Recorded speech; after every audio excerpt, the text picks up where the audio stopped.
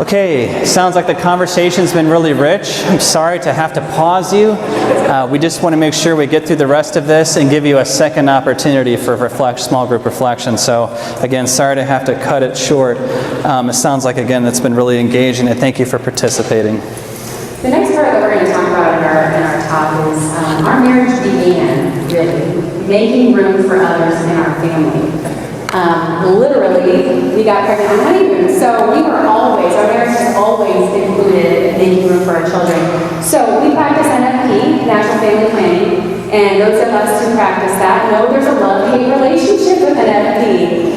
Sometimes it's great for your marriage, it's wonderful, you feel like you're talking with your spouse about everything, you feel super intimate, it's wonderful. And other times you're like, why are we Catholic? This really is hard. It is hard, and I think it's okay for us to admit we're sinners, and it's hard. It's difficult. So much so that the first 4 years of our marriage we had 3 children. First 3 years of our marriage we had 3 children. So we were baby on man. And again, reminder, we were out in Maryland for that time, so I had no family. I had kid after kid. Matt and I were both working. It was hard. It was difficult. And so making room for literally the children in our family was something that we had to do, and we really had to approach that with mercy. Now, out of our 4 children, who we love very much, and they all look exactly like Matt, I promised I'd give birth to them. It's those dominant German genes. They look so much like him. I love them. But we have 2 others in heaven that we never got to meet. And so, unfortunately with NFP, it's one of those things. I love them. I love it. At times, you get pregnant when you're not ready. And then you have your children, and it's great. And like JoJo, for example, the third, the one that's like maybe a mean mug in the swing, when I found out I was pregnant with him, I was just straight up angry. I had just given birth to Ben 6 months earlier, and I was not ready to go through it again. And I was angry. I was upset, and I thought, what the heck? And now, guys, I cannot imagine, nor would I want to imagine my life without him. He brings me so much joy. It's been wonderful. But anyway, the 2 that we got taken from us, we weren't necessarily wanting to have another one either, but it's amazing what NFP does to keep your heart open, to really force you to make that room in your heart. And we made room in our hearts for 2 of the kids that are now in heaven. So there is an appreciation for life that happens with NFP that I just absolutely love. Another thing I wanted to mention too about making room, within your family is not only do you have the kids, right, all of the kids, 4 kids, 6 kids in our case, but within those children, we can't design how they're going to pan out. We can't design their personalities, whether they're going to be quiet and mass. We can't design those things. So each of our kids have really challenged us and made room in our hearts for who God created them to be. For example, my first son, Michael, I had preeclampsia with him. He was born early, so he had a delay for a lot of his life, and he had an IEP, an individualized education plan. So he needed some extra help in school, and that we felt like failure parents. We felt like, what did we do wrong? How come he's not normal or whatever, right? So that was a lesson for us that God created Michael this way, and he's brilliant, super smart, just doesn't learn the same way other kids do. So we needed some extra help. So that was a stretch, that was painful, that was nitty-gritty. The next one, Benjamin. We have some really unique issues with Benjamin, and I don't even want to call them issues. He is the sweetest kid you'll ever meet in your entire life. I love him to death. But he likes pink, and he likes Barbies, and he loves his girlfriends. And so Matt and I are going, okay, what do we do as Catholic parents? Of course, we're encouraged, we don't want to shame him at all, but he does know he's a boy, right? So he has stretched us because we don't know how to deal with a boy who likes girl things. But something that we've come to the conclusion of is Ben is beautiful the way he is created by God, and we love his personality.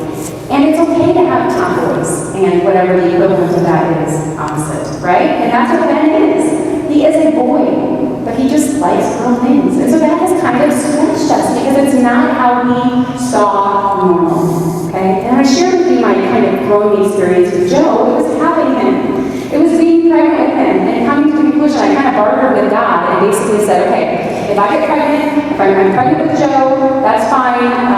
My deal with you guys is if I'm going to be happy about this pregnancy, I don't want morning sickness, right? That was like my partnership. And guys, out of my 4 pregnancies, that was the only one I didn't have morning sickness with. So God is faithful God, I didn't have morning sickness. And then lastly, Grace, she was our girl. We had our 3 boys. We were just banking on having her a 4th time around. And sure enough, God provided that. It was wonderful. tell you, this little girl had colic beyond belief, and so she kept us out for the entire first 4.5, 5 months, 6 months of her life. So I just wanted to tell you that family has been wonderful, but it's really, really had to kind of stretch our hearts in every way. And similarly, stretching our hearts beyond the family to the wider church and community. So 2 years ago, Stacy and I undertook the beginning of deacon formation. So we finished 2 years of permanent deacon formation. We have 2 years left, and God willing, I'll be ordained in 2018. But that has its own problems and challenges and things with it, as well as graces and blessings. But it's really, the bottom line is learning to view the parish and your community as an extension of your family.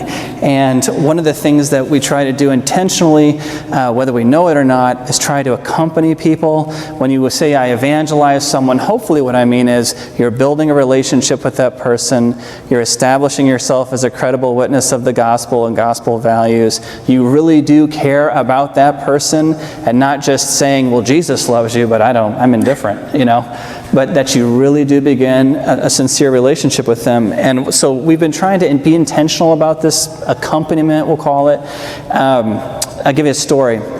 We were at Mass, 6 months ago or so, and after communion I had this itch to want to pray over, put my hands on my kids, and just say some nice things in their ears. Well, I did that, and I started with Mikey, and I said, Mike, I love you so much, and I'm proud of you, and I want you to have a great week at school. And he has his eyes closed, and he's like, oh, Dad, that was so peaceful. I wanted to fall asleep. And he says, can I tell Benjamin? Can I pray over Benjamin? I said, sure.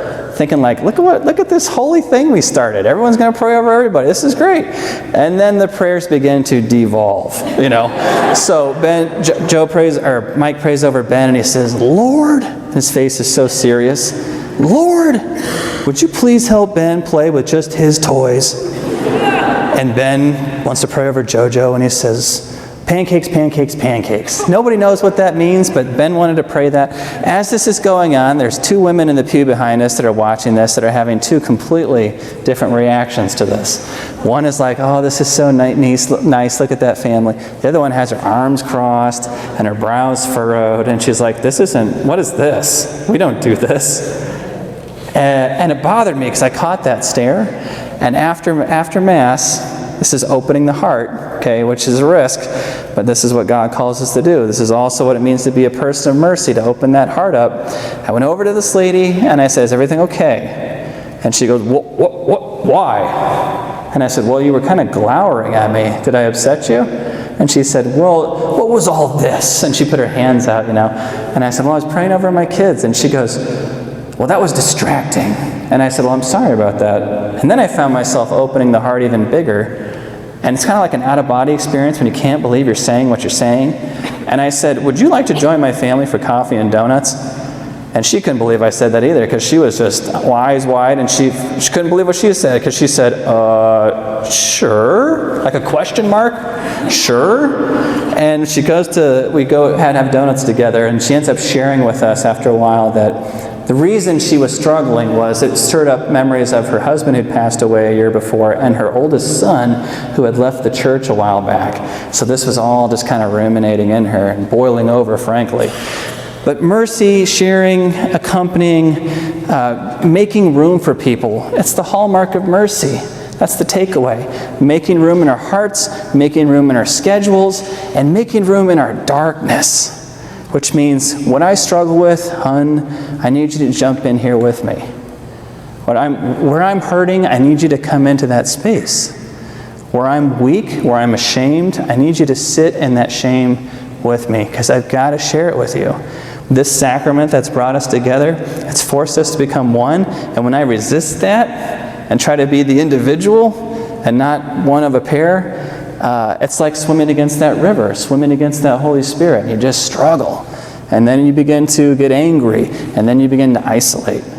So again, opening up the heart, inviting people into our space, physical space, inviting people into our hearts, inviting people into our darkness is part of what it means to try to find the joy and love, what it means to be a person of mercy. I talk about this in my book, which is at the back table. I'd love to talk more about it, so please feel free to come by and visit me after this.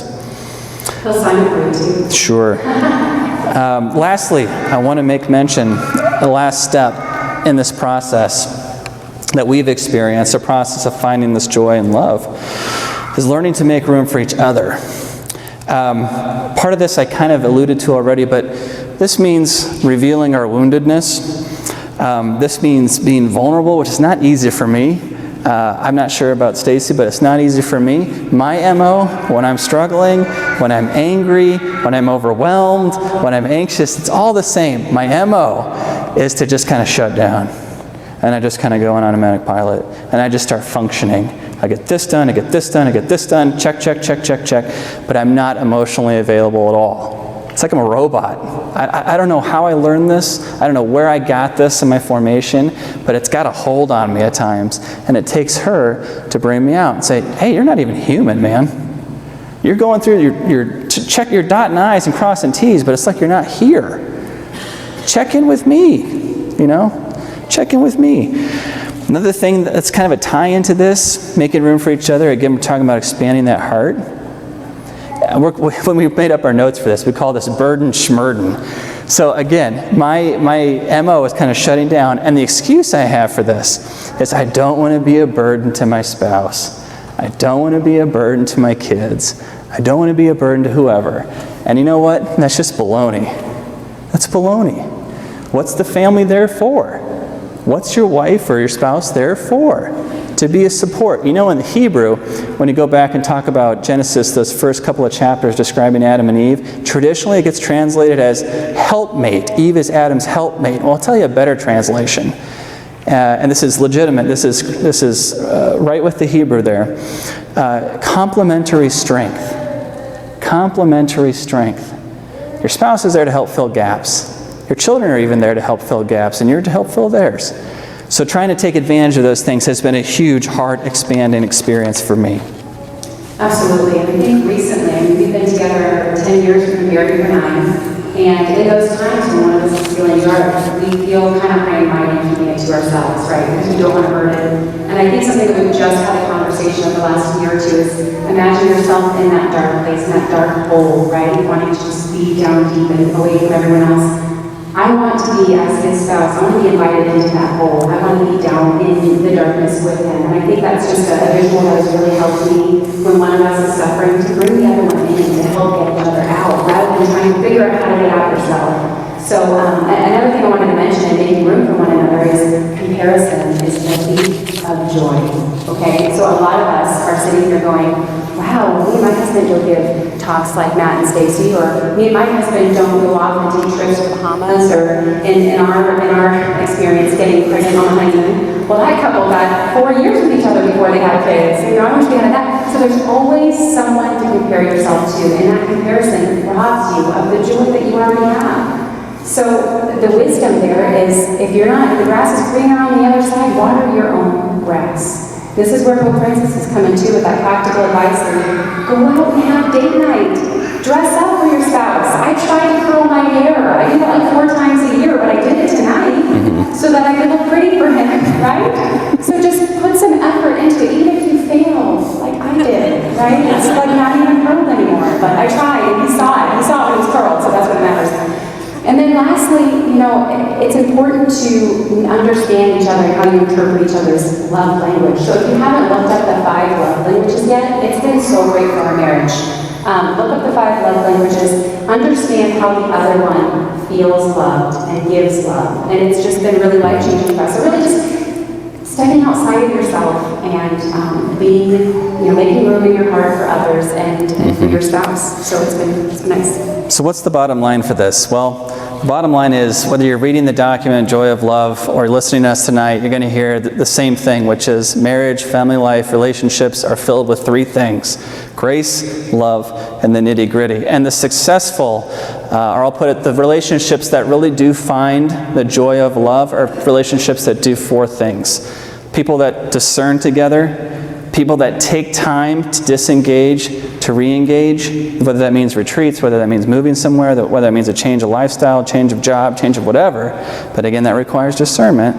Third thing, people who make room for others. whether it's kids, whether it's friends, family, etc. People that enlarge that heart in terms of space, physical space, schedule time, and even our own darkness, okay, our emotional space too. And finally, people who make room for each other.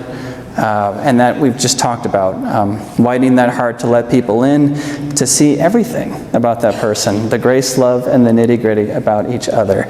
We do not have time to do those second set of questions, but you get to take those home, which is why I think I printed out enough for everybody. I want to say one final thing, which is to give you all a challenge. I love challenges. The challenge is right there, so I don't need to read it. You can read it yourself, but the idea is, with your friend, your significant other, your spouse, your child, whatever, take time, some time in the next week or so, review. Where's the grace, love, and nitty-gritty been in your relationship? More importantly, where's God been? Where's God now? How have you loved well? How have you not loved well? The Jesuits will call this the daily examen. Not an examination of conscience, like, these are all the things I did wrong, Lord, and I'm really sorry, and if I die before I sleep, please take my soul. Or, or if I, whatever. But whatever the prayer is. But the point is that it's a way to review your life, the good, bad, and the ugly, and to see where God has been. And ultimately, to celebrate the fact that God has always been there. And if you can see that, you're going to find that joy and love. Thank you very much for your time. It was great to be with you.